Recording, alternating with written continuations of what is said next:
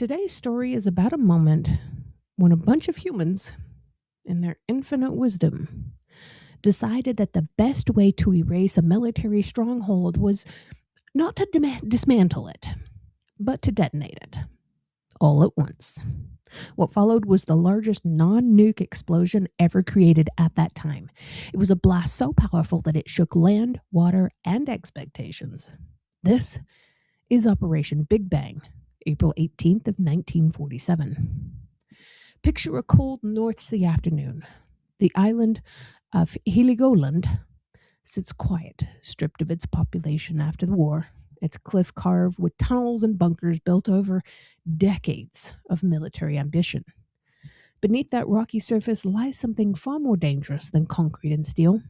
Thousands of tons of leftover wartime explosive have been packed into its depths. Engineers have spent months preparing for what is about to happen, and everything is now ready.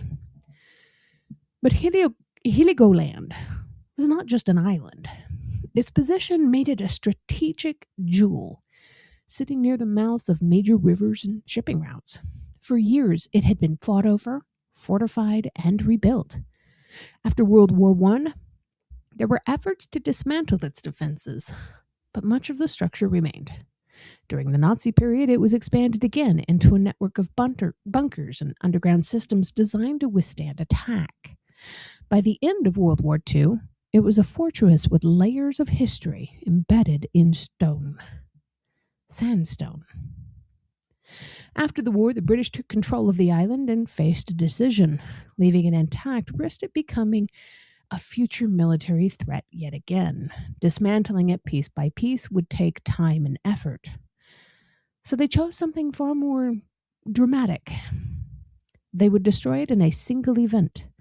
They filled the tunnels with torpedo heads, depth charges, and shells, all stacked thousands upon thousands of explosive devices into a network beneath this island.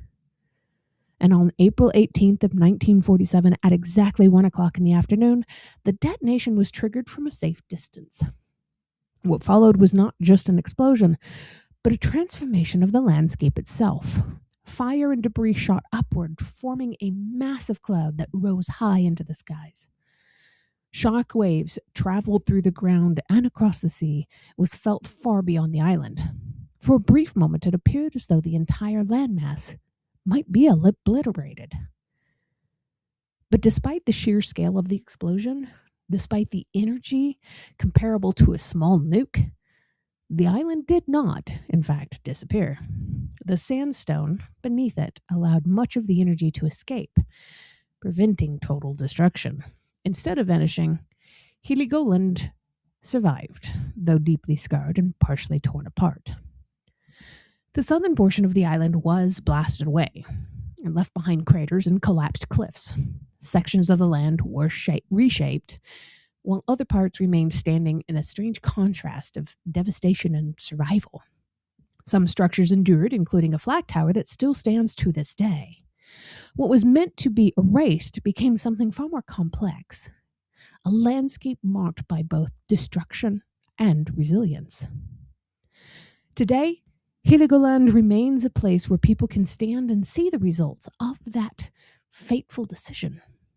The craters, the altered terrain, the surviving structures, they all tell a story of a moment when humans tested the limits of force without crossing into nuke territory. It is a reminder that even when destruction is carefully planned, the outcome can never be fully controlled. Sometimes the land itself decides what's going to remain. But what do you think is more astonishing of this story? The fact that humans created such a massive explosion without nuclear technology? Or that the island itself survived something that it should have erased it? Or the fact that you probably never heard about this in school? Tell me your thoughts in the comments. I always read them, and I love hearing your perspective on these incredible moments in history. And if you enjoy stories like this, make sure you follow the Facebook page and subscribe to History Happens podcast so you never miss an episode of Strange History.